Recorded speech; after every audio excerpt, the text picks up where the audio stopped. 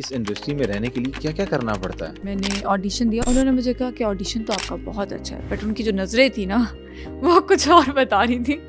मैंने दिल में सोचा कि नहीं प्लीज़ अब नहीं। ही सेड देखिए अब आप इतनी हॉट चिक हैं, अब आपने मुझे ग्रीन सिग्नल नहीं दिया तो क्या हो सकता है, और इतनी हैं जिन्होंने मुझे ग्रीन सिग्नल दिए, तो डायरेक्टर तो मैं हूँ, काम तो मैं खुद ही निकलवा लूँगा। पहले ऐड के कितने पैसे लिए थे? 20,000 ओह। पहला ऐड। अब मोहब्बत करने के बाद क्या सीखा? छोड़ो कोई और बात करते हैं। हुआ क्या? आप किसी के दिल के साथ खेलें, उसकी लाइफ को खराब करें और फिर आप आराम से आगे मूव ऑन कर जाएं। किसी डायरेक्टर ने कोई मैसेज किए गलत मलत? वेल नोन डायरेक्टर है वो। जो मिस पाकिस्तान बन जाती है तो उनको शायद कपड़े उतारने का राइट होता है, और अभी मैं आपको रीसेंट मैसेज दिखा दूं तो मुझे आया हुआ है 300K for simple meetup. 3 lakh रुपया सिर्फ जस्ट सिंपल मीटअप? हाँ हाँ, चाय कॉफी पीनी है। आपके दिमाग में चाय कॉफी चल रहा है, हाँ। अगले के दिमाग में चाय कॉफी नहीं चल रहा होगा। कौन कौन सी गन चला चुकी हैं अभी तक? Glock, Beretta, sniper rifle, x shot. अभी लगाया सारे तो नहीं हुआ 7 calibers। पिस्तौल? नहीं यहाँ नहीं लेकर अच्छा, आए, वैसे होता है मेरे पास। अरी चौधरी से हमने आज पूछा कि कौन कौन से डायरेक्टर्स उनको किस किस तरह से मैसेजेस करते हैं। हमने ये भी पूछा कि मॉडल बनने के लिए कितने पैसों की जरूरत होती है, कौन कौन से उन्होंने जानवर रखे हुए हैं, और वो आप दीदा भी हो गई। इसकी वजह जानने के लिए हमारा पॉडकास्ट देखें। आजकल क्या चल रहा है लाइफ में, यहाँ से स्टार्ट करते हैं और देन हम आगे चलते हैं। अच्छा, लाइफ में लाइफ चल रही है। लाइफ किस तरह से चल रही है? अच्छी चल रही है, बुरी बहुत अच्छी चल रही है। मिल रहा है, नहीं मिल रहा, फिल्म्स आ रही हैं, नहीं आ रही, कुछ तो अड़ी हुई हैं यार पाइपलाइन में। हाँ बिल्कुल, I am doing 2 projects for ARY और इंशाल्लाह लेट्स सी, बाकी सब अच्छा। बाकी सब अच्छा चल रहा है। तो Perfect। लाहौर कैसे आना हुआ? किसी प्रोजेक्ट के हवाले से आई ओह, या क्या करने जा रही हैं? थोड़ा सा ये भी बताएं ना, क्योंकि आप तो इस्लामाबाद रहती हैं। हाँ तो ये मैं बता दूं बताएं, क्यों यहीं नहीं? पे। यहीं पे बताएं। यार मैं लाहौर में इंशाल्लाह very soon I am going to launch my perfume brand. अच्छा जी, हाँ मतलब तो I am here for that. इसके लिए आप फुल तैयारियां कर रही हैं, और लाहौर में हाँ। होगा? नहीं, लाहौर में you know some kind of meetings वगैरह, तो ठीक है। क्योंकि मैं चाह रही हूँ कि जो क्वालिटी मैं अपनी परफ्यूम की रखूँ उसमें बेसिकली मैं नोट्स की तरफ जा रही हूँ, डिफरेंट नोट्स। ओके। मैं थोड़ी यूनिक काइंड ऑफ परफ्यूम चाह रही हूँ, अच्छा, क्योंकि नॉर्मली जितने भी परफ्यूम्स होते हैं वो उनके जो नोट्स होते हैं वो बहुत मतलब कॉमन होते हैं। तो मैं एक मिक्सचर चाह रही हूँ, लाइक फ्रेंच इटालियन स्वीट ऊद का कुछ मिक्सचर काइंड ऑफ। अच्छा जी। हाँ, ऑयल बेस्ड परफ्यूम। तो हमें PR भेजेंगी आप? बिल्कुल। मैं ये वेट तो करूंगा, जाहिर सी बात क्योंकि है। मैंने परफ्यूम लगाना छोड़ा हुआ था, क्योंकि अच्छे क्यों? परफ्यूम यहाँ पर नहीं मिल रहे थे, हाँ इसलिए वैसे ये तो है, जरा अच्छे आप परफ्यूम भेज दिएगा। हैं? हाँ ठीक बिल्कुल, है। आपको पहले मिलेगा। अरी चौधरी, मुझे ये बताएं कि बचपन कैसा था? लाडली थी? नहीं, मैं बहुत ज़्यादा शरारती थी, बल्कि हूँ भी। अच्छा। हाँ, तो माँ बाप जो है वो प्यार किससे ज़्यादा करते थे? कितने बहन भाई हैं? कुछ तरह थोड़ा सा ज़रा ब्रीफली यार, बताएं हम चीज़ों को। लोग 4 बहन भाई हैं, और माँ बाबा मुझसे सबसे ज़्यादा प्यार करते हैं, ख़ासतौर पे मेरे बाबा। अच्छा। उनकी मैं लाडली हूँ, और अपने भाइयों की भी लाडली हूँ। I have 2 brothers and 1 sister। वो क्या करते हैं? वो भी इसी इंडस्ट्री से हैं? नहीं नहीं, बिल्कुल भी नहीं, मेरे घर में कोई भी इस इंडस्ट्री से नहीं है। मेरी जो बड़ी सिस्टर है वो एक डिज़ाइनर है, but she is married now, तो वो अभी हाउस वाइफ है। अच्छा, छोड़ दिया? हाँ मतलब she is a house wife तो शादी फिलहाल। के बाद आपका भी कोई प्लान है? यार it continue depends on my mood, अच्छा, मूड। क्योंकि मुझे लगता है कि शादी के बाद थोड़ी सी रिस्पॉन्सिबिलिटीज़ बढ़ जाती हैं, तो कुछ टाइम आप पहले उन रिस्पॉन्सिबिलिटीज़ को प्रॉपर उसको मैनेज कर लो, फिर ठीक उसके है। बाद आप दोबारा स्टार्ट कर दो। That's not a problem. मतलब मेंटेन करके लाइफस्टाइल को, हाँ, उसमें कूप हाँ। अप करके, क्योंकि देखिए शादी चीज़ों के को। बाद एक बिल्कुल एक न्यू चैप्टर स्टार्ट हो जाता है, तो उसमें आपको शिफ्ट होने के लिए हर चीज़ आपको जम्बल्ड अप लगती है, तो मुझे लगता है तब उसमें आप थोड़ा चीज़ों को सॉर्ट आउट करते हैं और फिर अपनी जर्नी दोबारा से स्टार्ट कर देते हैं, and that's how it goes. ठीक हो गया। और बाकी जो मेरे 2 भाई हैं, एक जो बड़े भाई हैं मोहम्मद हुसैन, उनका नाम है, he owns translation companies in Dubai and Qatar. Okay. या और जो उससे छोटा, he is a cosmetologist, Oh, a very nice. Well known cosmetologist. Very nice. तो मतलब आपको लेकिन मैं कुछ नहीं करवाती, ये कोई क्वेश्चन मत चीज़ पूछना। आपने उनसे करवाई नहीं, कि बिल्कुल भी कोई हाइड्रा करवाया हो जी, और इस तरह की चीज़ें, कोई बोटॉक्स, कोई इरादा बना हो कि कुछ करवाने का? यार मुझे नीडल से बहुत डर लगता है, मेरी ज़िंदगी में मुझे एक ही चीज़ से डर लगता है, वो नीडल है। अच्छा। हाँ, और दूसरा मैं थोड़ी केयरलेस भी समझ लो और ये भी समझ लो कि मुझे अब नेचुरल चीज़ों को छेड़ना पसंद नहीं है, तो मैं नहीं करती। इवन मैंने आईब्रोज नहीं बनवाई कभी आज तक? नहीं, कभी भी नहीं। ये नेचुरल है आपकी? ये नेचुरल है और ये और कम होती जा रही है। मतलब हमारी फैमिली में जेनेटिकली मेरी मामा ने आज तक आईब्रोज नहीं बनवाई। Very nice. So it's like इसी तरह होती है। और इसकी बस कोई ऊपर इस्लामिक से रीजन बढ़ती है? लाइक नहीं, क्योंकि हम लोगों की आती ही नहीं उस तरह से। ऑल राइट, मतलब खुद से ही नहीं हाँ, करवाई, नेचुरली जिस तरह आती हैं वैसे ही रहने थोड़ा दी। बहुत कुछ होगा तो वो मुझे नहीं लगता कि उसको आपको कुछ रिमूव कराने की जरूरत है। नाइस हो गया। हाँ। अच्छा, स्कूलिंग की बात कर लेते हैं, कॉलेज की बात कर लेते हैं, यूनिवर्सिटी की बात कर लेते हैं। हाँ, ज़रा करें। स्टार्ट से आए। स्कूल जाने का शौक था, नहीं था, उठती थी टाइम पे? स्कूल की बात तुमने छेड़ दी, मुझे अपना बचपन याद आ गया। मुझे स्कूल जाना पसंद था बट मुझे पढ़ना पसंद नहीं था। हाँ। मैं स्कूल जाती थी अपने फ्रेंड्स के लिए, पू की पूरा तरह? टाइम एंजॉय करने। पू को किसने मुड़ के नहीं देखा? वो वाला सीन तो नहीं था? वैसे ही समझ लो। कैंटीन पे बैठना मुझे बहुत देर पसंद था। मतलब मेरे टीचर्स पढ़ा रहे होते थे और मैं बस बाहर बैठी रहती थी। और जो मेरे क्लास फेलोज थे वो मेरे साथ बहुत अटैच थे क्योंकि हमारी इंटरनेशनल स्कूलिंग थी। हाँ, इस तो पे मैं बात करना चाह रहा था कि बचपन के हवाले से आपने जिस तरह आपकी स्कूलिंग आई थिंक सो कि सऊदीया की है। नहीं, we came back from Saudia to Multan. ठीक है। And there was a school spring hill, वो एक इंटरनेशनल स्कूल था जो खोला था उस वक्त। और उनकी जो प्रिंसिपल थी वो मिस विलियम थी। अच्छा। या और ये एक प्रॉपर उसका सिस्टम भी सेम इंटरनेशनल ही था, प्रॉपर हर तरह से। नाइस। तो मतलब उसमें म्यूज़िक क्लास भी होती थी, उसमें पेंटिंग क्लास भी होती थी, उसमें हर तरह की क्लास होती थी। स्विमिंग वगैरह भी सिखाते थे, आपको हर चीज़ सिखाते थे। तो मैं बहुत शरारती थी और मेरा सबसे पहले काम होता था जाते साथ पी शूज़ उठाना। मेरे क्लास में जितने लड़के थे सब मुझसे डरते थे। जैसे ही मैं एंटर होती थी सब चुप जाते थे। अच्छा जी। उनके मैं लंच खाती थी, उनको मैं मारती थी। बड़ी जालिम औरत हैं आप यार, बहुत जालिम खातून है। मुझे अभी भी सोच के अजीब होता है कि मैं क्या करती थी। तो वो आगे से कुछ नहीं वो डरते करते थे बहुत ज्यादा।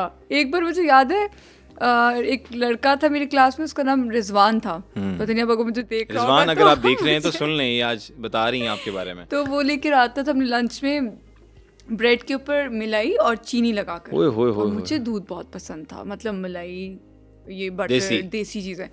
तो जैसे ही मैं आती थी उसको मैं पहले तो मारा करती थी। तो जब 2-4 दिन गुजरे तो वो मुझे ऑटोमेटिकली लंच दे देता। वो पहले ही आके दे देता था कि ये आप खा लें, ले लो, ये मैं आपके लिए हाँ। लेके और आया। फिर मुझे याद है उसका बड़ा भाई मेरी बहन के पास चला गया कि आपकी बहन तो मेरे भाई को मारती है, उसका लंच भी खा तो लेती आपसे है। छोटा था?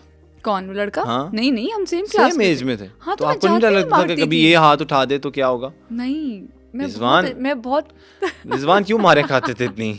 ना खाते यार। तो आपकी कोई मुलाकात हुई दोबारा रिजवान से? नहीं, कभी नहीं, आज तक नहीं हुई दोबारा।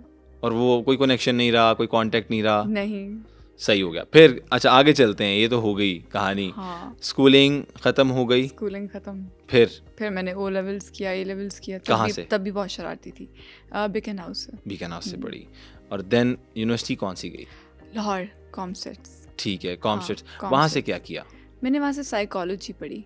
अच्छा, आप साइकोलॉजिस्ट हैं? या साइकोलॉजी 4 इयर्स बैचलर्स किया। Very nice. तो इसको प्रैक्टिस किया, मतलब आगे कंटिन्यू किया? यार थोड़ा सा मैंने प्रैक्टिस किया था बट वो बहुत टफ फील्ड है और मैं थोड़ी ज़्यादा क्रिएटिव माइंड की लड़की हूँ और थी।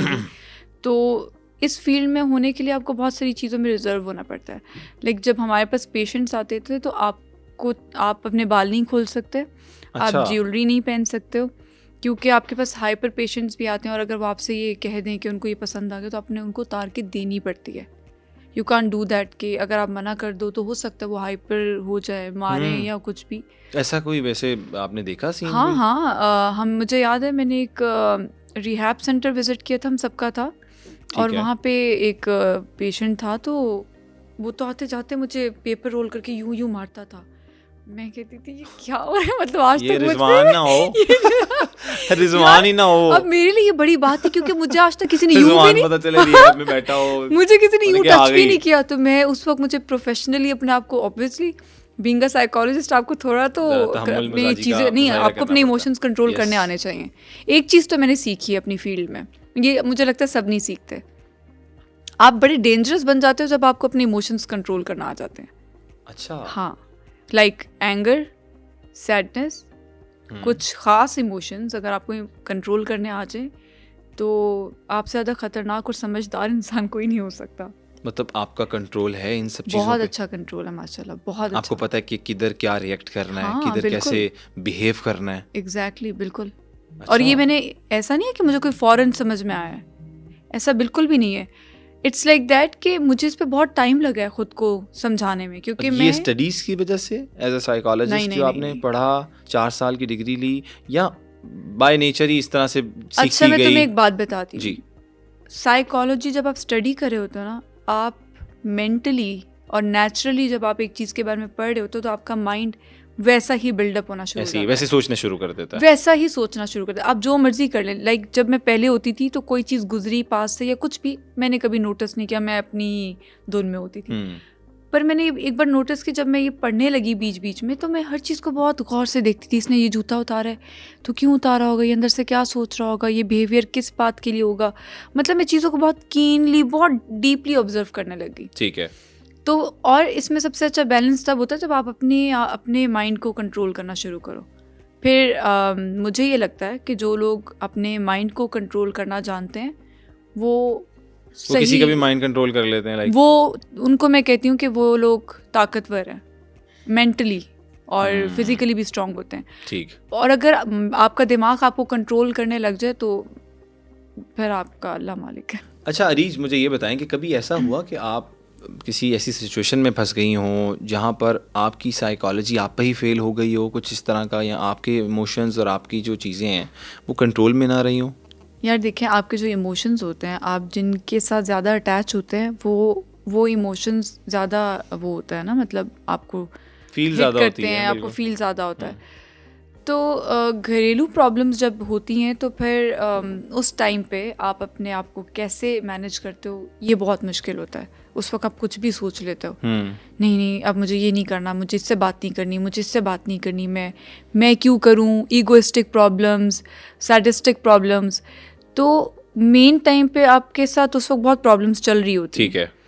बट सबसे अच्छी बात यह है कि मैं रिएक्ट कभी कभी कर जाती थी बहुत ज़्यादा, बाद में मैं उस चीज़ को रिग्रेट करती थी कि नहीं ये मैंने क्यों किया, फिर मैं उस पर काम करती थी। ठीक है। कि अगली दफ़ा अगर ऐसी कोई भी सिचुएशन हो तो मुझे अपने इस इमोशन को कंट्रोल करना है। ठीक। और इसी तरह ही आप अपने इमोशंस को कंट्रोल करना सीखते हो। सही हो मतलब सिचुएशन टू सिचुएशन, ऐसा नहीं है कि अचानक से आप कंट्रोल कर लोगे। आपके साथ हर दिन कोई ना कोई सिचुएशन होगी, लाइक आप गाड़ी में जा रहे हो, कोई गाड़ी ने आपको गलत ओवरटेक कर लिया, आप फौरन से भड़क जाते हो। आजकल तो बहुत ज़्यादा हो रहा है ना ये, तो बी काम, लेट इट गो। ठीक है। एज अ साइकोलॉजिस्ट आप एग्रेशन जो लोग रखते हैं बहुत ज़्यादा, उनके लिए क्या कहेंगी कि वो किस तरह से अपना एग्रेशन कम करें? कुछ उनको आइडियाज़। और साइकोलॉजी की अगर बात कर लें एज अ साइकोलॉजिस्ट, कौन कौन सी डिजीज़ देख रही हैं आज के दौर में 2024 में? सबसे ज़्यादा तो मुझे लगता है कि anxiety, depression, because of these all social media thing. क्योंकि इंस्टाग्राम पे जो रील्स आती हैं, लोग हर दिन उसको, मैंने जितना देखा है, जितनी चीज़ें मेरी नॉलेज तक आई हैं, तो लोग इंस्टाग्राम रील्स देख देख के इसकी ज़िंदगी में ये भी अच्छा चल रहा है, इसकी ज़िंदगी में ये कितना खुश है, इसके पास ये सब कुछ है। पर आपको तो नहीं पता ना कब किसके साथ क्या चल रहा है, या उसने ये रील बनाते हुए क्या पता उसका उस तरह की चीज़ ना हो। ठीक है। किसका हो, उसके पास मतलब गाड़ी देख ली तो ये तो बस उसकी है, हो भी सकता है हो। तो आपके पास जो है उस पर आपको खुश रहना चाहिए।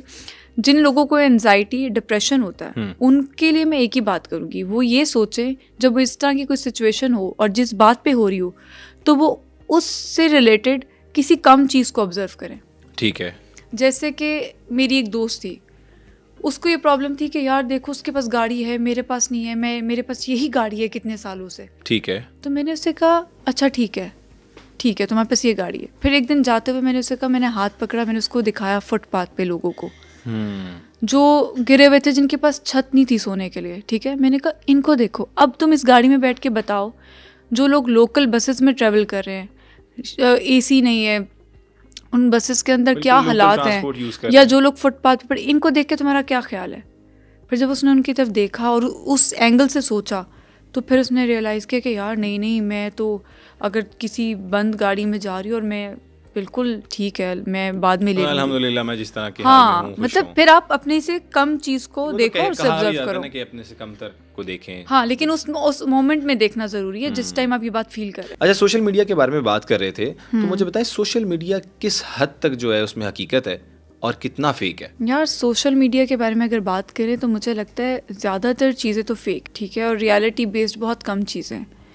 और हमारे जो लोग हैं या जितने भी लोग हैं वो लोग ज़्यादा ग्लैमरस चीज़ों को, चमकती चीज़ों को जी। लाइक करते हैं, तो लोग भी उसी तरह कंटेंट बनाते हैं। उनको तो मतलब अर्निंग होती है जी। और उसके लिए वो जो भी चीज़ें करे तो वो फेक ही होंगी ना। आप कहाँ, आप मुझे बताएं आपकी ज़िंदगी में कुछ बहुत ज़्यादा अच्छा चल रहा है कि आपके पास इतना टाइम है आप उसे रिकॉर्ड करें? नहीं, मेरे पास तो तो प्लान ही होता है। ऑब्वियसली इट्स प्लान, और वो दिखाया इस तरह जाता है जैसे इट्स नॉट प्लान्ड। तो जैसे कि मैंने कितने लोगों को देखा है, मतलब हम तो इस फील्ड से हैं तो हम लोगों को ये आइडिया है कि कोई सरप्राइज प्लान किया हुआ है किसी ने, तो वो ऑलरेडी सब कुछ लिखा हुआ होगा, सब प्लान होगा, तुमने अंदर एंटर होना है, हाँ यू करना है, यू करना है। अच्छा, ये भी होता है यार ये होता है ना, लड़कियां करती ये पहले हैं। बताया जाता है स्क्रिप्टेड के जी तुमने जब अंदर एंटर होना है हाँ, तो तुमने इस हाँ, तरह, तो यू मतलब 90% में कह रही है, ऐसा हाँ, नहीं है कि हर वक्त, मतलब कई चीजें तो पर रियलिटी जाहिर बेस्ड सी भी बात होती है। हैं। हाँ, तो वो यूं करना है और इमेजिन करने के जैसे पता नहीं क्या आपको अभी पता चला है, जबकि आपको कब से पता होता है, तभी आप तैयार होकर उस जगह पे आए होते हैं। तो ये इस तरह की चीजें जो है बस लोगों का दिमाग खराब और वो करती हैं। लोगों को अट्रैक्ट करती है है। और उन कपड़ों को देख के लोग अट्रैक्ट होते हैं। हाँ, होते हैं। लग्जरी माहौल कह लें हाँ, आप, एग्जैक्टली, लाइफस्टाइल कह लें, हाँ, उसको देख lifestyle। के आप कह रही हैं कि लोगों में डिप्रेशन एंड एंजाइटी आती है।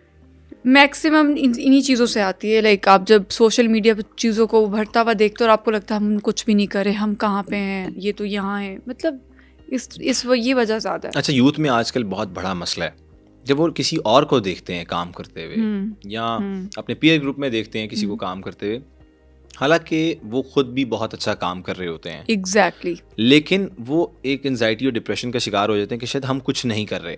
उन लोगों के बारे में क्या कहेंगी आप? यार ऐसे जो लोग होते हैं ना, मैं ये समझती हूँ कि आप कभी कामयाब नहीं हो सकते अगर आप अपने आप को किसी से कंपेयर करके चल रहे हैं। क्योंकि अल्लाह मियाँ ने हर इंसान को डिफरेंट बनाया और यही हर इंसान की पावर है जी, कि किसी के पास भी सिमिलर पावर नहीं है, सबकी अपनी अपनी पावर है। ऐसे ही है। तो आपका काम है आप उसको निकालो और आप देखो कि आपके अंदर क्या पावर है, बजाय ये कि आप उससे कंपेयर करो कि इसकी वाली पावर मेरे अंदर भी हो। एक बंदा अच्छा है, बोलने में अच्छा है, ठीक है, तो आप समझ रहे हो कि यार मैं इसकी तरह ही बोलूँ। आप नहीं बोल सकते तो आप हो सकता है कुछ और अच्छा करते हो जो वो नहीं कर सकता, तो दैट्स योर पावर। सही हो गया। आगे चलते हैं। एक साइकोलॉजिस्ट मॉडलिंग में कैसे आई, ये जरा कहानी तो बताएं कि आखिर हुआ क्या था, किसने ऑफर कर दी थी कुछ जो है, आपने कहा कि छोड़ो डॉक्टरी क्या कर रही हैं, हम मॉडलिंग की तरफ चलते हैं, इंडस्ट्री की तरफ चलते हैं, फिल्म्स में आते हैं। जिस तरह लोगों को कहानी तो बताएं कि हुआ क्या था। बीइंग ऑनेस्ट, साइकोलॉजी वाली चीज़ बिल्कुल एक एक्सीडेंटल चीज़ थी। घर वालों ने कहा था? नहीं, मेरे घर वाले मुझे कभी किसी चीज़ के लिए फोर्स नहीं करता है। अच्छा, कभी भी नहीं।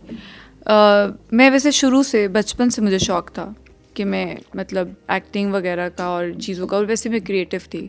बचपन में भी मैं पेंटिंग्स, वॉल्स पे पेंटिंग्स करती थी और खुद ही कुछ कैरेक्टर्स को एब्जॉर्व करके शीशे के सामने वो खुद को बन के दिखाती थी। तो मतलब मुझे शौक़ था शुरू से। ठीक है। फिर जब मैं यूनिवर्सिटी आई तो वहाँ पे ड्रामास की शूट चल रही थी। एक जुदाई ड्रामा था, शूट हुआ था। अच्छा। एक और ड्रामा वहाँ पे शूट हुआ था, तो उनको कोई लड़की चाहिए थी फॉर अ नॉर्मल कैरेक्टर, अच्छा, for a side character, B role type. हाँ, कुछ ऐसा था, ये दोस्त का कैरेक्टर था। तो उन्होंने अप्रोच करना शुरू किया, क्योंकि यूनिवर्सिटी में भी मैं इन चीज़ों में पार्ट लेती थी, जैसे रैंप वॉक्स हो गई, सारी इस तरह की एक्टिविटीज़ में मैं पार्ट लेती थी। तो उन्होंने फ़ौरन मेरा नाम रिकमेंड कर दिया। मुझे कॉल आ गई कि यार आज जो ड्रामा शूट हो रहा है तो उसमें वो बुला रहे हैं। मैं गई, और जब मैं गई तो उन्होंने मुझे कहा कि आप करें, और अच्छा कैरेक्टर था बहुत, पर मुझे वो चीज़ कि नहीं, मैंने घर से नहीं पूछा हुआ, मतलब वो एक बना हुआ था ना। हाँ, बिल्कुल। हाँ, तो मैंने उसको मिस कर दिया। अच्छा, मैं छोड़ दिया। पहली अपॉर्चुनिटी आई लाइफ में और वो री चौधरी ने कहा कि नहीं बस हाँ, अभी क्योंकि मैंने घर वालों से नहीं पूछा। क्योंकि मुझे घर से प्रेशर था कि तुम पढ़ने गई हो और तुम नहीं, ये नहीं करना, ये नहीं करना। दूसरी दफ़ा मैंने सोचा कि अब तो मैंने यही करना है। अब अपॉर्चुनिटी आए, घर वालों ने जिससे रोका है, हाँ, मुझे अगर कोई किसी चीज़ से रोक दे तो मुझे लगता है मैं उस जगह ज़्यादा अट्रैक्ट हो जाती हूँ। खैर इस चीज़ पे भी मैंने अब कंट्रोल कर लिया है, क्योंकि इस तरह तो आपका दुश्मन भी कुछ भी कर सकता हाँ है। मैं वही कह रहा हूँ। हाँ, तो मैंने, लेकिन मुझे पता था कि यार मैंने ये करना है, बचपन से मुझे शौक था। फिर अगली दफ़ा मैंने खुद ही, जिन लोगों ने मेरा पता किया था, मैंने खुद ही अप्रोच करना स्टार्ट किया। कुदरती तौर पे मुझे एक और प्रोजेक्ट ऑफर हो गया। मैंने कहा ये मैं नहीं छोड़ूंगी। मैंने घर में बताया ही नहीं। अच्छा, घर में पहली दफा मैंने बताया ही नहीं कि बताया भाई? ही नहीं। मैंने कहा जब देखेंगे टीवी पे मैं कह दूंगी कोई नहीं शक्ल, हाँ। अगर चल गया तो मैं कहूँगी ये मैं हूँ। अच्छा। तो मैंने नहीं बताया। फिर यार फिर उसके फ़ौरन बाद ही मैं मतलब मैं पढ़ती तो कम थी, मैंने बीच में ही काम स्टार्ट कर दिया था। लाइक सेकेंड ईयर में ही मैं थी और मैंने सेकंड सेमेस्टर में थी और आपने हाँ, करियर का स्टार्ट कर दिया। हाँ, मैंने फिर नेस्ले सेरेलैक का एक ऐड किया और फिर चल मुझे काम मिलता गया और मैं करती गई। मैं यूनिवर्सिटी जाती ही नहीं थी, मैं घर से काम कर रही होती थी और बस असाइनमेंट्स कौन करता था? रिजवान? रिजवान यूनिवर्सिटी में कहाँ से आया? रिजवान तो नहीं था। असाइनमेंट्स मैं खुद करती थी, मतलब मेरी कुछ दोस्तों ने की थी, मैं उनकी कॉपी करके जमा करा देती थी। मतलब वो पढ़ने का शौक इतना नहीं था। मतलब वो शुरू से मतलब आपने कहा कि बस ठीक है, जिस तरह हाँ। चल रहा है उस तरह चल रहा है। फिर आगे क्या हुआ जब ये पता चला घर वालों को? तो क्या रिएक्शंस थे? अब्बा जी ने कुछ नहीं कहा? बाबा नाराज हो गए, उन्होंने तो बात ही नहीं की। कितना उन्होंने बात नहीं, कितना अरसा तो नहीं, बस वो मेरे से इतना अरसा नाराज़ नहीं रह सकते, 2-3 दिन से ऊपर। उन्होंने बस बात नहीं की, मैंने भी कोई ख़ास बात नहीं की। मैंने सोचा मामा को समझाती हूँ। बट मेरे जो भाई हैं वो दोनों बहुत सपोर्टिव थे और फिर उन्होंने कन्विंस किया बाबा को कि बाबा इट्स नॉट रॉन्ग, उसका शौक है, उसको आप करने दो, कुछ गलत नहीं है। अगर आप एक क्रिएटिव फील्ड है, एक आर्ट फील्ड है, लेट इट डू जो वो करना चाह रही है। मतलब इस तरह से तो थी चलो घर वालों की, हाँ, लेकिन बाहर रिश्तेदार होते हैं, पीयर ग्रुप्स होते हैं, तो उनमें से कौन था जिसने कहा कि रीच बस अब गई, अब नहीं आती है रीच? यार जरा बताए ना, पुप्पो थी, चाची थी, ताया थे, कौन था? कौन? फैमिली के बहुत सारे ऐसे लोग थे जो क्या क्या बातें इस सुनने को बात मिली? जरा ये तो बताया ना जरा। ये कैसी फील्ड में भेज दिया तुमने इसको, उसकी शादी कैसे होगी, क्या करेगी अब वो, देखना जरा ये कोई फील्ड है, ये कोई काम है करने वाला, ऐसी बात है। तो उसको आपने टैकल किस तरह से किया? मैं शुरू से नहीं करती थी, मैंने हमेशा बचपन से अपनी मर्जी की है। मैं इधर से सुनती थी, इधर से निकाल देती थी। तो अब्बा जी ने ये नहीं कहा फोर्सफुली कि बेटा छोड़ दो? नहीं, मेरे बाबा ने मुझे फोर्स नहीं किया। नहीं कहा कि छोड़ दो, ये क्या काम मामा है? ने तो मुझे बिल्कुल नहीं कहा। उन्होंने कहा बेटा जो तुम उनको मुझ पे कॉन्फिडेंस भी था, उनको पता था कि हमारी बच्ची कुछ करेगी तो अच्छा ही करेगी, कुछ बुरा नहीं करेगी। All right. So they were very confident over me. तो मैंने कहा ठीक है, बस फिर अल्लाह हाफिज़ मैं जा रही हूँ। फिर मतलब वापस लाहौर और इस्लामाबाद और फिर यार फिर मैं माशाल्लाह से फिर I became miss Pakistan and that was a big responsibility. इस पे आ जाते हैं मिस पाकिस्तान पे। That was a turning point of my life. Approximately the year 2020। किस तरह सेलेक्ट हुई और ये क्या है, क्या मिस पाकिस्तान? ये जरा ये भी तो बताएं ना लोगों को, कौन करवाता है? यार ब्यूटी पैजेंट्स के बारे में आप लोगों ने सुना होगा जी। You know about miss world, you know about miss universe, right? ऐसे ही है। इन पैजेंट्स में जो कंट्रीज जाती हैं वो ऐसे नहीं जा सकती। उनकी पूरी कंट्री में पहले एक पैजेंट होता है जिसमें कंपटीशन होता है। उस पूरी कंट्री में से जितनी भी लड़कियां हैं वो अप्लाई करती हैं। पहले वो अपनी कंट्री से प्रूव होती हैं। लाइक अगर इंडिया है तो पहले एक मिस इंडिया कॉन्टेस्ट होगा, उसमें एक लड़की मिस इंडिया बनेगी, फिर वो लड़की एलिजिबल होगी मिस वर्ल्ड या मिस यूनिवर्स में जाने के लिए। ठीक है, इट्स लाइक दैट। ठीक है। तो हमारी कंट्री में ऐसे पैजेंट्स का कोई रिवाज ना तो था कभी और ना ही अभी भी है स्टिल। हाँ, बट अब हो गया है। अच्छा। अब बढ़ रहा है इस बारे में। तो ब्यूटी पैजेंट्स के बारे में हमारे लोगों को कुछ पता नहीं था। इट वाज अ स्टीरियोटाइप कि it's a beauty pageant, it's about beauty, but it's not about beauty. मुझे भी यही लगता था कि इट्स अबाउट ब्यूटी, मैं तो जाऊंगी और बस मैं शायद जीत जाऊंगी, बट ऐसा नहीं है। आपको पता है वहाँ पे आपके 500 आवर्स चैरिटी के काम के होते हैं और आपके मार्क्स होते हैं। अगर आपका वो काम ज़्यादा अच्छा होगा तो उसके मार्क्स बन मिलेंगे। अच्छा। आप अपने आप को कैरी कैसे करते हैं उसके 10% होंगे। आप दिखते कैसे उसका 10% होगा, ओनली 10%। आप इंटरव्यूज में 80% जो है वो किस पे मैटर करता है? वो मैटर करता है आपके चैरिटी वर्क पे कि आपने क्या किया और आप क्या करना चाहते हैं। आपने ऐसा क्या किया था? यार मेरा जो कॉज था, वो मेरा जो बेसिक कॉज था वो था being a voice of voiceless. Voiceless का मतलब है कि जो लोग आवाज़ नहीं उठा सकते या जैसे जानवर भी हैं, ऑलराइट, उनके पास भी जुबान नहीं। एनिमल राइट्स के ऊपर, एनिमल राइट एक्टिविस्ट। सही। या I became animal right activist. इसके अलावा I have done a lot of charity work with orphanages और सुंदर फाउंडेशन, और कायद आज़म हॉस्पिटल, इंडस हॉस्पिटल, बहुत सारी जगहों पे मैंने काम किया और उसकी वजह से आपको और वो वो सबसे अच्छी बात थी कि मैंने सिर्फ इस पेजेंट के लिए नहीं किया, बेसिकली वो मैं करना चाहती थी। तो मुझे सबसे ज़्यादा खुशी इस बात की थी कि जो मैं करना चाहती थी उसके साथ मुझे एक टाइटल मिल रहा है। मतलब ये तो मैंने करना ही था, तो मुझे साथ टाइटल भी मिल रहा है और मुझे क्या चाहिए। ठीक है, तो ये होता है। और फिर साथ आपके क्वेश्चंस आंसर्स होते हैं, इंटरव्यूज होते हैं, जो डिफरेंट कंट्रीज के डायरेक्टर्स होते हैं वो आपसे बातचीत करते हैं। तो रिवॉर्ड क्या मिला आपको इस सब करने के बाद? लाइक कोई अमाउंट भी मिलती है, पैसे मिलते हैं इस चीज़ के? आपको क्राउन मिलता है और आप इसके बाद आपको बहुत ज़्यादा अपॉर्चुनिटीज़ मिलती है इंटरनेशनली। मुझे तो बहुत ऑफर हुई थी। अच्छा, हाँ। तो आपने वो किया कोई प्रोजेक्ट वगैरह? यार मैं नहीं कर पाई, मुझे यूरोप से हुआ था और इट वाज लाइक एक एजेंसी थी जिन्होंने मुझे अप्रोच किया था और मुझे अपनी 2 months की ट्रेनिंग दे रहे थे और सारे अपने नेशनल टीवी पे इंट्रोड्यूस करना चाहते थे। और जो ब्रांड्स है शनैल वगैरह, इन सब में इनकी जो मॉडलिंग्स होती हैं, तो उसके लिए फिर वो 2 महीने बाद मुझे एलिजिबल हो रही थी मैं, और उसमें फिर वो मैं पार्टिसिपेट कर सकती थी। और यूरोज़ में उनकी मतलब सैलरी होती है और फिर आपको उनको कुछ परसेंटेज देना होता है। बट दैट टाइम मैंने ये डिसीजन इसलिए नहीं लिया क्योंकि एक तो मेरे घर वाले नहीं माने, दूसरा मैं बजाते खुद जब मैं मिस पाकिस्तान बन गई हूँ तो मैं चाहती थी कि मैं पाकिस्तानी इंडस्ट्री में सर्व करूँ। ठीक हो गया। अच्छा, मिस इको, मिस अर्थ, ये क्या कहानी थी? मिस अर्थ आप नाम से देख रहे हैं जी। मिस अर्थ दुनिया का 3rd लार्जेस्ट ब्यूटी पेजेंट है। अच्छा। पहले नंबर पे मिस यूनिवर्स है, 2nd पे मिस वर्ल्ड है, 3rd पे मिस अर्थ है, 4th पे मिस इंटरनेशनल है। तो मिस अर्थ का मतलब है ग्रीनरी, अर्थ से रिलेटेड। इसमें जो भी लोग आएंगे वो इस बेस पे सिलेक्ट होंगे कि आपने अर्थ के लिए क्या किया है, मदर अर्थ के लिए आपने क्या किया। ठीक है। तो मैंने उसमें मेरा जो कॉस्ट था वो ये था कि आप ग्रीनरी बहुत इंपॉर्टेंट पार्ट है। आने वाले वक्तों में अगर आपकी ग्रीनरी नहीं होगी, पोल्यूशन ज़्यादा होगी, तो आपके बच्चे कैसे ग्रो करेंगे? आपकी हेल्थ ही जब सही नहीं होगी तो आप कैसे सही रह सकते हैं? सही हो गया। तो उसमें बेसिकली आपका जो मेन फोकस होता है, आप अर्थ को कैसे रख रहे हैं, क्लीन रख रहे हैं। बहुत सबके अलग अलग थे। किसी का था कि प्लास्टिक नहीं होना चाहिए, किसी का था कि रीयूजेबल। हाँ, बस अर्थ को सेव करना है। The basic motive was earth saving. आपने धरती माँ बचा ली। हाँ, मैंने बहुत सारे जो ट्रीज है वो प्लांटेशन की है। मैंने इजिप्ट में की है। क्या बात है, क्या बात है। और ये तो बड़ा अच्छा कॉज है जिस पे आपने काम और किया। इवन के इस्लामाबाद में I have a farm house और वहाँ मैंने बहुत ज़्यादा प्लांटेशन की है। Very nice. मैं अपने ही घर की सब्जी। कौन से जानवर रखे हुए हैं फार्म हाउस पे? यार मेरे पास टाइगर, वाइट लॉयन और कॉमन लॉयन। शेर भी है? हाँ, मुझे बहुत पसंद है।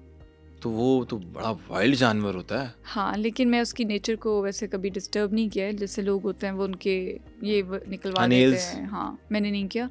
यार वैसे भी मैं जिनको लेकर आती हूँ ये वो जानवर हैं जिनकी मदर की डेथ हो जाती है और फिर उसके बाद वो बिल्कुल छोटे बेबी होते हैं, तो उनका ख्याल रखना बहुत मुश्किल है। तो सारा खुद टेक केयर करती हैं? हाँ, उसके लिए आपको खास टेम्परेचर चाहिए। आपको पता है मेरा 2 महीने इन्वर्टर चलता रहा है कंटिन्यूसली। उस बेबी को मैंने उस महीने का, आपको पता है, लाखों में आया है। खास टेम्परेचर मेंटेन करना था। और ये सब कुछ उन जानवरों के लिए? हाँ, जो टाइगर का बेबी था, वाइट टाइगर, वो बहुत क्यूट था यार। वो तो रेयर है और वो बहुत प्यारा था, बहुत खूबसूरत था। और वो बिल्कुल इतना सा था जब वो आए, वो चल भी नहीं सकता था। और अब वो नहीं रहा। होए। और वो हमारे दिल के बहुत करीब था। वो प्रॉपर बच्चों की तरह मेरे से बैठ के टीवी देखता था प्रॉपर। हालांकि जो टाइगर्स की नेचर वो रूड होते हैं। हाँ, ये वाहिद था जो वाकई हमारे साथ काफ़ी फैमिली के साथ अटैच भी था। हाँ, हम मतलब हम पूरी फैमिली बैठे हैं लॉबी में, तो वो हमारे साथ फिर रहा है। वो मैं आवाज़ देता था प्रॉपर, कब भूख लगी, और सोफे पे ऐसे बैठ जाता था। हम टीवी देख रहे हैं तो वो टीवी देखता था बैठ के और हमें चाटता था। मतलब प्रॉपर प्यार करता था सही से। Very nice, very nice. और अब कौन कौन से जानवर रह गए हैं वैसे फार्म हाउस में? मेरे पास 2 हॉर्स है जो बहुत ही अच्छी ब्रीड के हैं। एक अराबिक और एक जर्मन है। हॉर्स राइडिंग भी कर लेती हैं? I love horse riding and I love horses. क्या लेती हैं? मुझे थोड़ा सा ये भी बताएं कि क्या क्या कर लेती हैं। लाइक हॉर्स राइडिंग भी कर लेती हैं आप, जानवरों का भी शौक है? स्विमिंग कर लेती हूँ मैं, शूटिंग कर लेती हूँ। अच्छा, शूटिंग भी कर लेती हैं। ये तो आपने कई प्लेटफॉर्म्स पे बताया भी। कौन कौन सी गन चला चुकी हैं अभी तक? Glock, Beretta, sniper rifle, x shot, सारे कैलिबर्स। नहीं, यहाँ नहीं लेकर वैसे होता है मेरे पास। वैसे आपके पास होता है? हर वक्त, हर जगह। AK-47 भी चलाई? हाँ, सारे कैलिबर्स चलाए मैंने। तो उसके बाद पट्टियाँ कहाँ से करवाई? क्यों पट्टियाँ क्यों करवानी है? मैं बहुत अच्छी शूटर हूँ। जर्क है। आई नो, पहले वाला जो था, फर्स्ट टाइम जो था, वो मुझे इसका जर्क यहाँ लगा था, जो स्नाइपर का जूम इन वाला होता है वो लगा, और ये जगह मेरी इतनी सूज गई थी, ये जगह भी मेरी काफ़ी वो हो गई थी, बट आई वाज गुड, मुझे पसंद था शुरू से, शौक है। तो अभी भी कर रही हैं स्टिल? हाँ। Very nice. तो इसका कोई कंपटीशन का खेलने का इरादा हो? नहीं, इनकी मैचेस होते हैं। अच्छा। मैंने नेशनल मैचेस तो किए हैं। ठीक हो गया। हाँ। आगे चलते हैं, इंडस्ट्री पे आते हैं अब। हाँ चलो। इंडस्ट्री में एंट्री हो गई, कौन कौन से प्रोजेक्ट कर चुकी हैं पहले तो ये बताएं। ढाई चाल आपकी मूवी, ढाई चाल मूवी मैंने की। जिन्ना तेरी मर्जी। हाँ, ये इंटरनेशनल मूवी है, जॉइंट ठीक है। वेंचर इंडिया और पाकिस्तान का। किसका? इंडिया और पाकिस्तान हाँ, का। इस हाँ। पे भी बात करेंगे। इसके अलावा कौन कौन से प्रोजेक्ट्स किए? मैंने हम टीवी के साथ किया है ड्रामा जो था सितम, ठीक है। और फिर मैंने जियो के साथ किया है इंतकाम, और उसके बाद ARY के साथ मैंने मनागन किया है, वो पागल सी, वो काफ़ी हिट किया था। ठीक है। फिर अभी जेंटलमैन आ रहा है ग्रीन पर। हाँ, जेंटलमैन की बड़ी हाँ। धूम है, हुमायूं सईद, हाँ। अहमद अली भट्ट। उसमें Exactly. आपका क्या किरदार है? उसमें मैं यमुना की फ्रेंड हूँ। यमुना ज़ैदी की फ्रेंड बनी हुई है। कैसी फ्रेंड? गुड कैरेक्टर जो है लाइक जो सपोर्टिव है, असल में वो क्या किरदार क्या है, मैं थोड़ा सा वो समझना चाह नहीं, रहा हूँ। It's a very good character. Basically ये लोग गुंडागर्दी के ऊपर काम कर रहे हैं। ये लोग प्रॉपर न्यूज़, जो लोग मतलब न्यूज़ कैच करते हैं, फ़ौरन उसके ऊपर बात करते हैं। बेसिकली ये पूरी टीम है, अच्छा, एक पूरी टीम है, तो we are like all team members there. सही हो गया। और आपस में आप लोग ये सारी कनेक्टेड चीजें है, और हम लोग चीज़ों को सर्च कर रहे हैं, और हम ढूंढ रहे हैं इनके बारे में कि ये गुंडा क्या कर रहा है, इसकी अभी की खबर, अभी की सारी मतलब करंट न्यूज़ के बारे में। नेपोटिज्म पे बात करते हैं अरीज। मतलब कहा जाता है कि जिनकी फैमिली मेंबर्स में से कोई ना कोई मीडिया से ताल्लुक़ रखता हो, इंडस्ट्री में पहले हो, तो उसको ज़रा ईजी हो जाता है।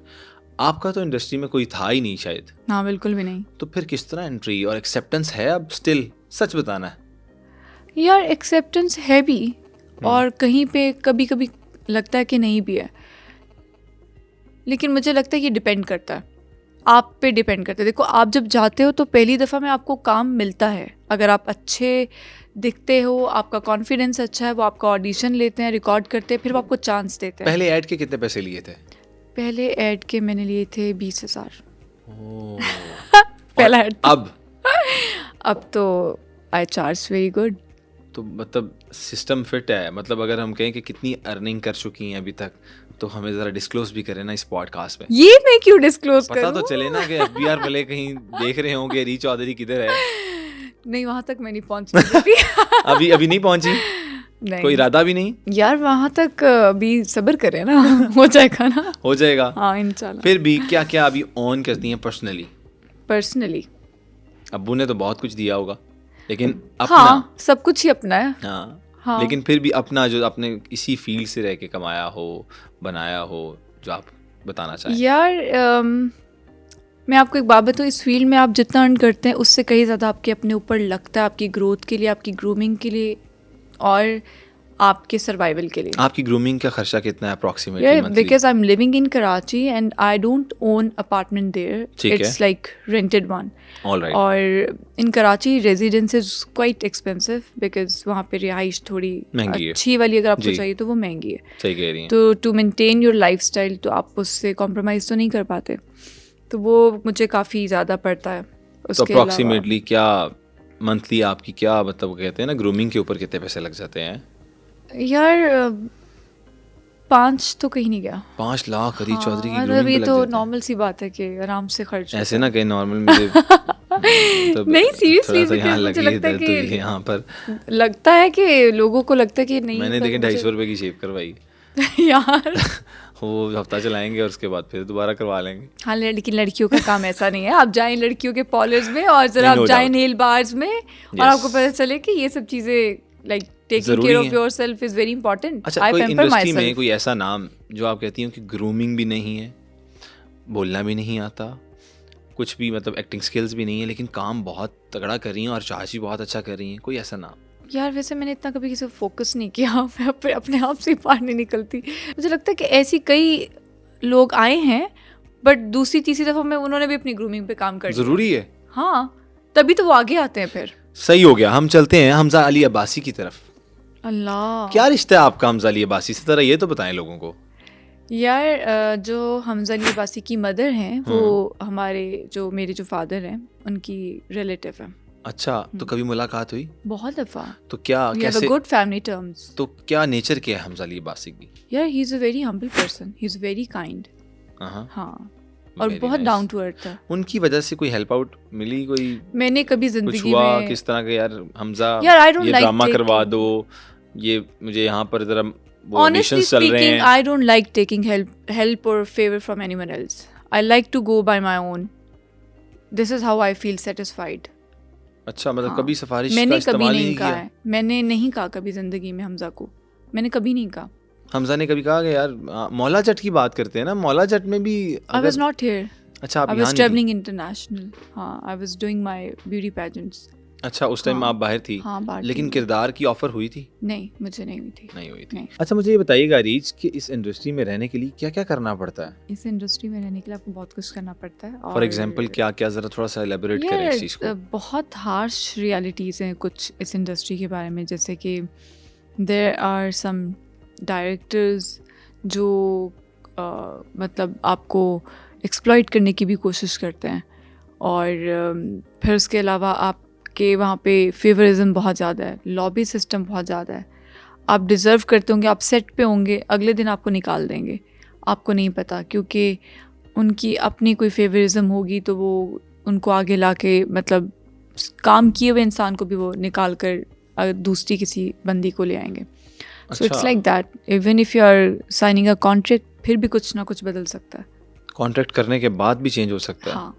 तो लेकिन क्यों ये इंडस्ट्री में ये क्यों फॉलो किया जाता है इस ट्रेंड को, और फिर आपके पास कोई राइट नहीं होता, काम इसी तरह मिलता है इंडस्ट्री में आगे? फिर नहीं, इस तरह तो नहीं मिलता, बट हाँ कुछ लोग नेगेटिव हैं तो नेगेटिव को नेगेटिव तरीके से काम मिलता है, और जो पॉजिटिव हैं वो फिर पॉजिटिव वे में आगे जाते हैं। मतलब फिर उनके लिए हर्डल बहुत ज़्यादा है, उनके लिए स्ट्रगल बहुत ज़्यादा है, बहुत टाइम लगता है फिर उनको उस चीज़ से निकलने के लिए, क्योंकि इतने लोग हैं भीड़ में जो कुछ भी करने के लिए तैयार हैं।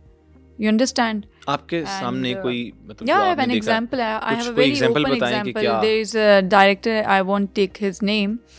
So audition हुआ, I was also there. मैंने audition दिया और मैंने बहुत अच्छा audition दिया, क्योंकि मैं अपनी homework हमेशा करके जाती हूँ, तो it's not like that कि मैं कहूँ कि मैं शायद अपने बारे में तारीफ़ कर रही हूँ। audition होने के बाद वो ऐसा कह ही नहीं सकते थे कि ये audition अच्छा नहीं हुआ है, अच्छा, क्योंकि वो वाकई अच्छा था। उन्होंने मुझे कहा कि ऑडिशन तो आपका बहुत अच्छा है, बट उनकी जो नज़रें थी ना वो कुछ और बता रही थी। मैंने दिल में सोचा कि नहीं प्लीज़, अब नहीं, अब ये ना ऐसा कुछ कह दे। फिर तो मेरे साथ एक और लड़की भी थी जिसने ऑडिशन दिया और उसको कुछ नहीं आता था। तो कुछ टाइम बाद मुझे लगा, आई वाज वेरी हैप्पी कि अच्छा मैं सिलेक्ट होने वाली हूँ, मुझे ही ये प्रोजेक्ट मिलेगा। तो बाद में मुझे पता चला छोटा प्रोजेक्ट था या बहुत बड़ा प्रोजेक्ट था? नॉर्मल प्रोजेक्ट था, ठीक है, एवरेज था। जब डायरेक्टर ने मुझे बुलाया तो मुझे कहा कि sorry you are not selected. I was like why? मैंने कहा ठीक है, but give me the reason, for what reason, so that I know, और मैं उस पर काम करना शुरू करूँ कि क्या वजह है कि मैं सेलेक्ट नहीं हुई। क्यों नहीं किया? ही सेड क्योंकि आपने मुझे ग्रीन सिग्नल नहीं दिया। अच्छा, इसे ग्रीन सिग्नल कहा जाता है? यार मतलब आपने मुझे ग्रीन सिग्नल नहीं दिया। And I was like green signal? यार देखो, अब मैं उनकी एक्टिंग करके दिखाती हूँ। जी जी ज़रूर। देखें, अब आप इतनी हॉट चिक हैं, इतनी प्यारी हैं, और अब आपने मुझे ग्रीन सिग्नल नहीं दिया तो क्या हो सकता है? जो और इतनी हैं जिन्होंने मुझे ग्रीन सिग्नल दिए, तो डायरेक्टर तो मैं हूँ, काम तो मैं खुद ही निकलवा लूँगा, दैट डजंट मैटर। मैंने कहा पहले मैंने बड़े डायरेक्टर थे? हाँ, कुछ अच्छा नाम है उनका। अच्छा, अब तो नहीं रहा, बट अच्छा नाम था उनका। तो मैंने उनको सैल्यूट किया, मैंने कहा wow that's so nice of you कि आपने मुझे इतने ओपनली बताया।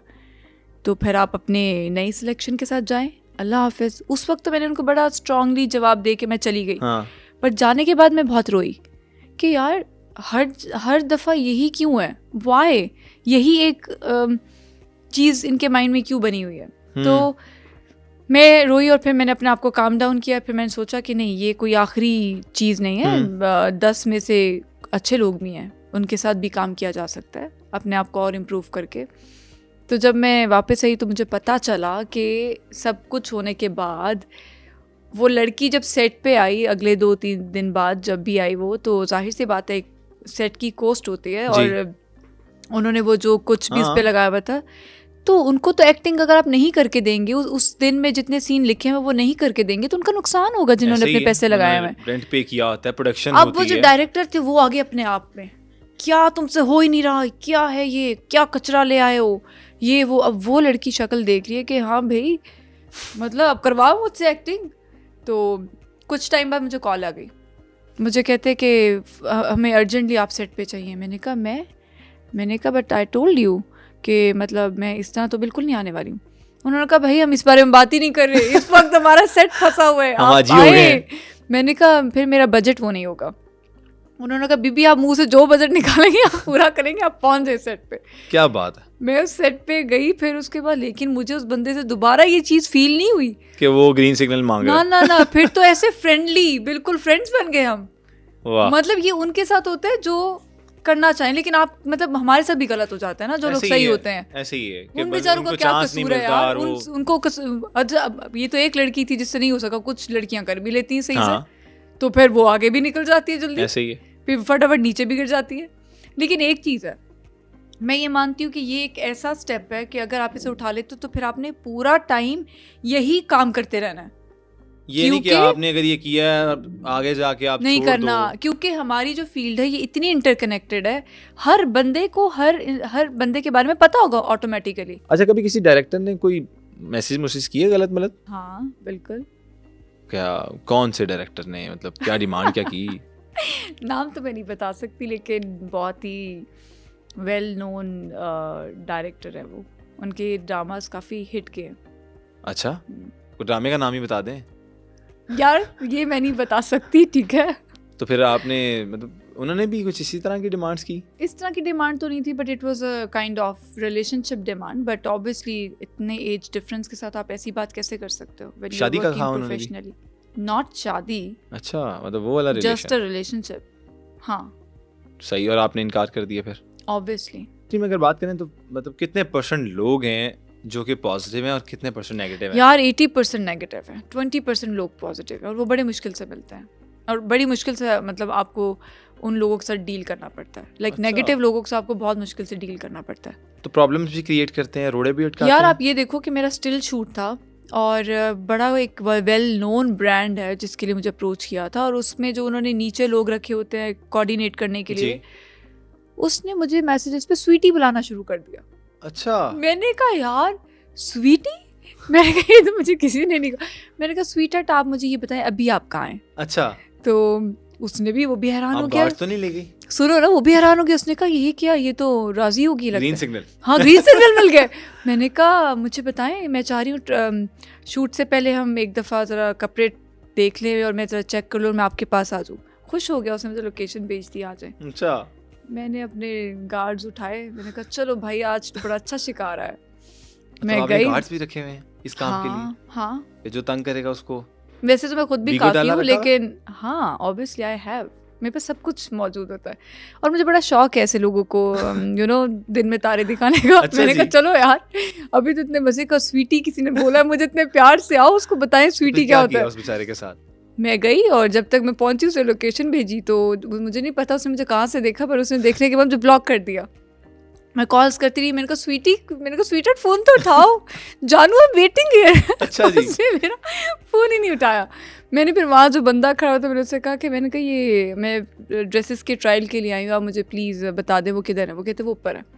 ऊपर जाने के बाद मैंने उठा लिया बस। वाह क्या बात है। अच्छा मुझे ये बताएं, ड्रेसेस की बात ही हो रही है, ये जो आपके सारे शोज होते हैं, मिस पाकिस्तान, मिस इको और मिस वर्ल्ड या मिस अर्थ, इसमें मुख्तसर लिबास पहनने का भी कहा जाता है, तो कभी किसी ने कोई गलत डिमांड की? यार वैसे एक ऑनेस्टली बात बताऊं, मैं जितने इंटरनेशनल पैजेंट्स में गई हूँ, कुछ हद तक वहाँ ऐसी चीज़ें हैं जैसे पर वहाँ पे ये चीज़ नहीं है कि आपसे कुछ डिमांड करेंगे, क्योंकि इंटरनेशनली इतनी लड़कियाँ ही होती हैं और वो इतनी रिजिड होती हैं, मतलब उनके लिए तो ये बहुत बड़ी बात है कि कोई आपको लड़का कोई कुछ ऐसी बात कर दे, वो कुछ भी कर सकती है। तो लोग उनसे बहुत डरते हैं, और इंटरनेशनली ऐसी चीज़ें होती भी नहीं है। लाइक पैजेंट्स पे तो मैंने नहीं देखा। It's a very friendly environment, very friendly कोई एनवायरनमेंट। ऑफर आई हो आपको कि जिसमें आपको गैर मुनासिब लिबास पहनने का कहा हो और नहीं, बजट बहुत अच्छा हो? पेजेंट्स में मुझे नहीं नहीं इसमें नहीं, ये हुआ है कि मिस ये- पाकिस्तान बनने के बाद हाँ, मुझे उसकी बात कर रहा हूँ कुछ शूट्स की ऑफर हुई और पता नहीं उनको क्या लगता है बजट्स कि जो बहुत ज्यादा हाई हो सुनो ना, लेकिन आपने इनकार कर उनको दिया। ये लगता है कि जो मिस पाकिस्तान बन जाती हैं तो उनको शायद कपड़े उतारने का राइट होता है और वो मतलब लॉन्ड्री वगैरह का शूट भी कर सकती है आराम से। अच्छा हाँ, तो मुझे आता था नहीं आपका फेस नहीं आएगा, आपका फेस नहीं आएगा, बस इतने पैसे मिलेंगे। मैंने कहा यार ये आप लोग कैसे कितने लोग हैं? ये पैसे- पाकिस्तान के लोग हैं कितने पैसे कहते थे यार। It approximately? Was like in अगर दिरहम्स पीकेआर ऑब्वियसली। में पीकेआर में आई हम डोंट नो बात इन करें पीकेआर बट इट दिरहम्स में तो काफी दिरहम्स में पैसे कितने थे। होते थे जो आपको ऑफर किए जाते थे 5000 6000 8000 दिरहम्स वन शूट? फॉर हाँ वन शूट। हाँ, माय गॉड, तो मतलब आपने इनकार कर दिया? ऑफर्स आती हैं आपको प्रॉपर्ली इंस्टाग्राम पे आती हैं। अभी मैं आपको रीसेंट मैसेज दिखा दूँ तो मुझे आया हुआ है 300K फॉर सिंपल मीटअप इन इस्लामाबाद और कराची। लाइक सीरियसली इंस्टाग्राम्स आपके भरे होते हैं ऐसे मैसेजेस पे यार। अच्छा, कभी इस तरह हुआ कि हर वक्त आपने आते हैं, मुझे ईमेल्स पे भी आ रहे होते हैं। शुगली किया हो कि नहीं। कोई मैसेज आया हो कि हाँ भाई ठीक है, मतलब 300K 3 यार, लाख I रुपए can't सिर्फ trust. सिंपल मीटअप हाँ हाँ कि चाय कॉफी पीनी है? हाँ, क्या पता उसके लिए सिंपल मीटअप क्या हो। I don't know. आपके दिमाग में चाय कॉफी चल रहा है, हाँ। अगले के दिमाग में चाय कॉफी नहीं चल रहा होगा। हाँ। 300K। ठीक है, आगे चलते हैं। सही हो गया है। मुझे ये बताइए कास्टिंग काउच का क्या सीन है अब जो इंडस्ट्री में चल रहा है, उसको किस तरह से देख रही हैं? कास्टिंग काउचेस का भी यही सीन है, जो नीचे नीचे के लोग हैं वो आपको पहुंचने ही नहीं देते ऊपर तक। वो आपसे अजीब किस्म की डिमांड्स शुरू कर देते हैं और बस फिर आप उनकी अगर डिमांड्स नहीं पूरी करते तो फिर आप स्ट्रगल करो और ठीक है। स्ट्रगल करो। डाइट प्लान क्या है आपका? और इसके अलावा मैं पूछना ये चाह रहा था कि पाकिस्तान के साथ भी काम किया इंडस्ट्री के साथ और इंडियन इंडस्ट्री के साथ भी हाँ। आपने फिल्म की, हम्म। क्या फ़र्क है दोनों में, इंडस्ट्रीज़ में, प्रोफेशनलिज्म में, काम में और बजट्स में भी खसूसन? यार इंडिया का बजट बहुत अच्छा है, वेरी गुड बजट। और मैं अगर दोनों को कंपेयर करूँ तो मुझे लगता है कि कुछ चीज़ों में हम बहुत अच्छे हैं, कुछ चीज़ों में वो बहुत अच्छे हैं। ठीक है। जैसे उनका जो मेकअप वाला सिस्टम है, आपकी हर चीज़ वो लोग खुद करते हैं। Like before shoot they take you to the salon, आपका पूरा सब कुछ रेडी होता है। ठीक है। फिर मेकअप जो है आर्टिस्ट आपकी मर्जी से एक लिख लेता है कि आप कौन सी फाउंडेशन यूज़ करती हैं। अच्छा, even if it's Bobby brown और जॉर्ज अरमानी, वो आपका अगले दिन सेट पे वही होगा। नाइस। हाँ, मतलब वो अपने वाला जो मेकअप उनके पास होगा वो यूज़ नहीं होगा, वो हर बार नया लाते हैं। लाइट्स बहुत अच्छी करते हैं वो। आपका अगर कोई मतलब नॉर्मल जगह भी है तो वो ऐसी लाइट्स करते हैं कि आपको लगता है पता नहीं क्या कर दिया उन्होंने। हाँ, लेकिन उनमें भी ये प्रॉब्लम है, मतलब जब हम शूट कर रहे थे, क्योंकि पंजाबी स्क्रिप्ट था और पंजाबी मुझे इतनी अच्छी नहीं आती थी, जावेद शेख मेरी बहुत हेल्प कर रहे थे अच्छा। करने में। हाँ, तो वो बैठे बैठे ही स्क्रिप्ट चेंज कर देंगे। मतलब आप पूरी रात वो पूरा सीन याद करके आए हो, शूट के दौरान अभी सीन होने वाला है, 1 मिनट रह गए सिर्फ सीन में, ये चेंज करके ना इसकी लाइंस ये कर दो। मैंने कहा मुझे पंजाबी इतनी अच्छी नहीं आती, आप ये चेंज करें, मुझे आधा घंटा और दें। कोई आपका वायरल डायलॉग हो जो बताना चाह अब रही तो हैं? मुझे याद भी नहीं है यार। पंजाबी अभी वैसे बोल लेती हैं? नहीं आती ना properly? मुझे, बहुत मुश्किल थोड़ी से बहुत भी आती नहीं? है। तुसी किथे गए सी, मतलब कुछ इस तरह के कुछ मम्मी डैडी words। पंजाबी? हाँ हाँ हाँ। बट यार उस टाइम मैंने बड़ी अच्छी बोली है, बिकॉज यूके में 4 दिन पहले चली गई थी और है। And I kept on practicing like 4 और days। क्या क्या कौन कौन सी कास्ट थी आपके साथ? जावेद शेख थे और हमारे साथ हुमायूं अशरफ थे और हमारे जो कॉमेडियंस हैं, हाँ, नासिर चिन्यूटी साहब। नासिर चिन्यूटी साहब और विक्की और एक और है। तो कैसा रहा एक्सपीरियंस, कैसा यार था? बहुत मजा आया। और जिन्ना तेरी मर्जी, क्या मूवी का क्या कॉन्टेक्स्ट क्या था उसका, कि क्या हुआ उसमें? यार हॉरर मूवी है, कॉमेडियन, बट हमारे साथ सेट पे बड़ी अलग अलग चीजें हुई इन रियलिटी। मतलब खौफनाक चीजें? हाँ, लाइक हॉरर वाली, सही वाली। किसी ने तंग किया? हाँ हाँ भाई, वो घर ऐसा था, अब हम तो एक दूसरे को चिपके रहते थे बाद में। हम कहते थे वॉशरूम भी साथ जाओ, कोई हमारे साथ चले। वाह क्या बात है। चलें जी, वो आएगी तो हम जरूर देखेंगे। जरूर देखेंगे। आ कब रही है? वो बड़ी देर से लटकी हुई है यार, वाकई लटकी हुई है। मेरे ख्याल से उसकी एडिटिंग्स वगैरह चल रही हैं और काफ़ी अच्छी चल रही हैं, तो इट विल टेक टाइम। ठीक है। व्हाट्स इन योर बैग, क्या क्या रखती हैं? जरा सब चीजें बतानी है और सच बतानी है, सच सच। सच सच। यस। वेपन हर हाल में होता है मेरे बैग में, और लिपस्टिक तो नोट कर लो। लिपस्टिक तो लाजमी होती है, परफ्यूम भी लाजमी होता है, और मेरा वॉलेट तो लाजमी होता है। ये मतलब ये मस्ट चीज़ है मतलब जो एक वॉलेट हो गया, एक वेपन हो गया, लिपस्टिक हो गई, और परफ्यूम हो गया। लिपस्टिक। इसके अलावा मतलब ये वो चीज़ें जो हर वक्त मैं कैरी करती हूँ। उसके अलावा मैं चेंज करती रहती हूँ, जैसे हैंड फ्री रख ली, मेकअप का सामान, लिप लाइनर रख लिया, लाइनर रख लिया, ब्लश ऑन रख लिया, दैट्स ऑल। लास्ट कॉल जो की हो आपने फ़ोन पे, वो किसे की थी? अपने असिस्टेंट को। अच्छा, असिस्टेंट को की थी। और उससे थोड़ी सी पहले अपने एक फ्रेंड को। ठीक है, वो क्या नाम है उनका, उन फ्रेंड का? यार हमजा। अच्छा, हाँ। हमजा, कारी साहब वाला हमजा।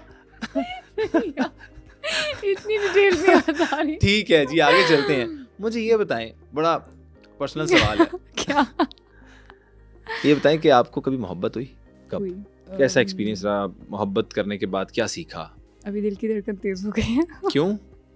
सुनने के बाद यार, it's a very pure feeling, लेकिन ये एक ऐसी चीज़ है कि हो गए तो बहुत अच्छा, ना हुए तो फिर आप एक तरह से डैमेज भी हो जाते हैं। मोहब्बत में क्या क्या किया? मोहब्बत में सेक्रीफाइस होती है बहुत सही चीज़ों की, आपकी इमोशंस में भी, आपकी ईगो में भी, और it's all about giving your energy to someone else and you don't know if he is going to keep it in a good way और he is going to stab you back. तो अच्छा experience रहा या बुरा? बहुत बुरा। हम कोई और बात करते हैं। नहीं, मैं जानना चाह रहा हूँ असल में कि क्या हुआ। क्या? छोड़ो, कोई और बात करते हैं। जब आप किसी को अपनी एनर्जी दे रहे होते हैं तो मुझे लगता है कि आपको किसी के दिल के साथ नहीं खेलना चाहिए। If you can't manage it, या आप अपने इतने केपेबल नहीं है कि आप अपने पेरेंट्स को तैयार कर सकें, तो why are you being in a relationship for like long years? आपको पता होना चाहिए कि आप कितने केपेबल हैं।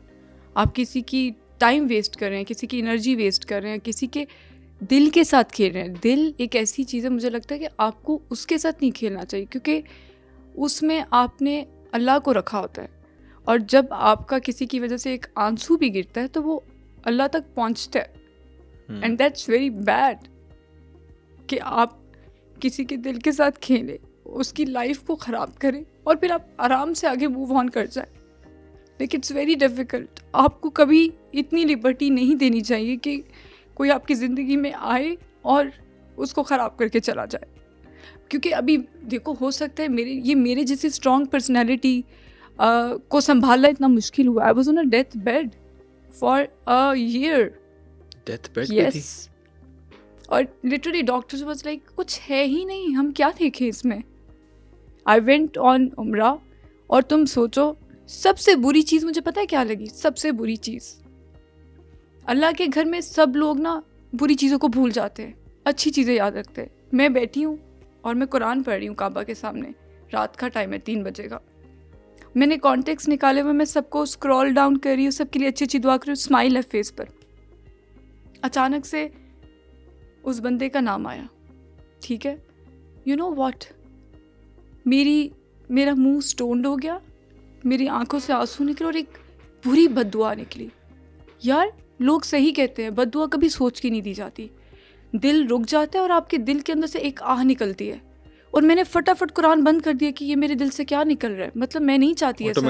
ऑटोमेटिकली लिटरली यार, मेरी मदर साथ थी, मैंने कुरान बंद किया, मेरे आंसू, मैं मतलब हंस रही थी और अचानक से मेरे आंसू निकल आए। और मतलब मैंने कुरान बंद किया क्योंकि मैं किसी को बद्दुआ नहीं देना चाहती, मैं इस चीज़ से बहुत दूर भागती हूँ।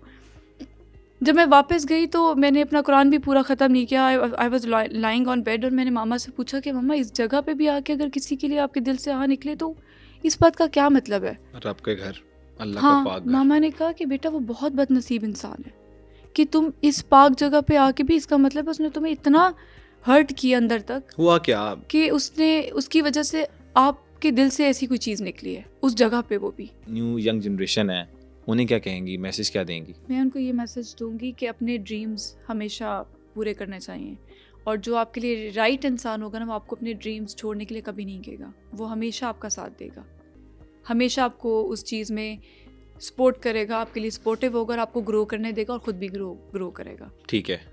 और जो लोग आपको इन चीज़ों से, जो आपके ड्रीम्स को नहीं समझते, आपके ख्वाब को नहीं समझते, आप कोई अंडरस्टैंड नहीं करते तो ऐसे लोगों के साथ अपना टाइम वेस्ट करने की बिल्कुल भी जरूरत नहीं है। अच्छा, 10 से लेके 0 तक अगर हाँ। बात करें, 10 to 0, हाँ, कितने लोगों को मतलब आप कहेंगी, रेकमेंड करेंगी कि इंडस्ट्री में आए? हर फील्ड मुश्किल है, पर मैं इसमें ये कहूँगी कि जितने लोग आना चाहें वो आ सकते हैं, लेकिन हमारे जो मुल्क में स्टीरियोटाइप्स हैं या जो चीज़ें बनी हुई हैं उनको फेस करना इतना आसान नहीं है। तो ये लोग सोच के आए कि इसको फेस भी करना है। वही बात है कि अगर आप किसी चीज़ में कदम रख रहे हैं तो फिर ये सोच करें कि इसका स्टेप बैक आप फिर ना करें, क्योंकि फिर आप एंजाइटी में, डिप्रेशन में चले जाते हैं। ठीक है, हर चीज़ में स्ट्रगल है और इसमें कुछ ज़्यादा है, इसमें ज़्यादा है। अरी चौधरी, आपसे बात करने का बहुत मज़ा आया और आपने जिस तरह की हार्श रियलिटीज़ बताई पाकिस्तानी इंडस्ट्री की, तो ये सब ऑडियंस ने सुनी और उनको जो आपने मैसेजेस दिए, जो आप लोगों ने पूरे अपने एक्सपीरियंसेस शेयर किए, उसके लिए बहुत शुक्रिया, बहुत अच्छा लगा। Thank you so much. Thank you for having me. जी, तो आज के पॉडकास्ट करने के बाद मुझे तो बहुत मज़ा आया और मैंने एंजॉय भी बहुत किया। उम्मीद करते हैं आपने भी उतना एंजॉय किया होगा। तो अपनी राय का इजहार हमारे कमेंट सेक्शन में कीजिएगा।